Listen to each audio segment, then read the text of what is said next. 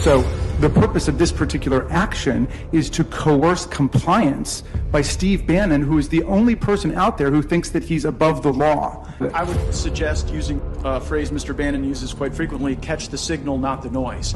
Catch the signal, not the noise. Okay. And you started off by saying that I didn't know Steve Bannon had a podcast.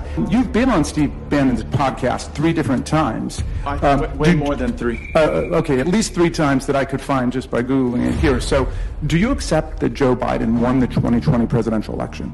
Mr. President, I object to the votes for South Carolina. Mr. President, I object on behalf of the millions of Americans, including members of the intelligence community. Mr. President, I object to the votes from the state of Wisconsin, which should not be legally certified. Debate. The Russian Join me in this letter of no objection. Debate. I have an objection by electors not lawfully certified.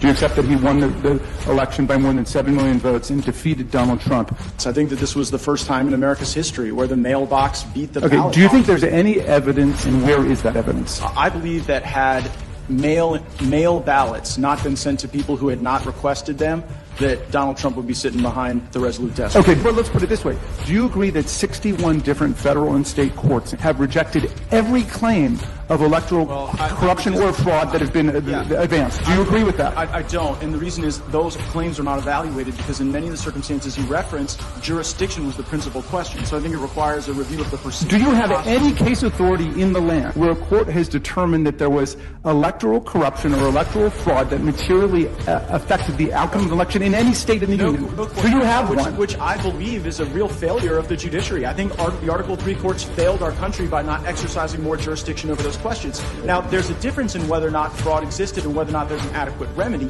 And I think also a number of those cases were kicked on. Well, no court has said that fraud existed, and so there's no remedy because there's no violation, Mr. Gaetz. Right, but you cannot. There's no violation. There's no fraud. That there was no fraud if they didn't take up the question and review the facts on jurisdiction or remedy. You know what? That might work on Steve Bannon's podcast, but that's not going to work in the Rules Committee of the United States House of Representatives. I'm sorry, Mr. Gaetz. Here's your host, Stephen K. Bannon.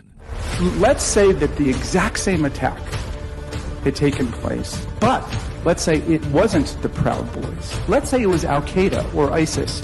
Would you really not want an investigation into what happened with that attack on America? If Al-Qaeda or ISIS attacked the U.S. Capitol, I would think that the least capable institution to bring them to justice would be this January 6th committee. You would not want... I would far prefer the legal process to play out or the military process to play out. If the American people had to rely on the Congress itself as an institution to protect us from ISIS, without law enforcement, without the military, they would be in deep, deep trouble.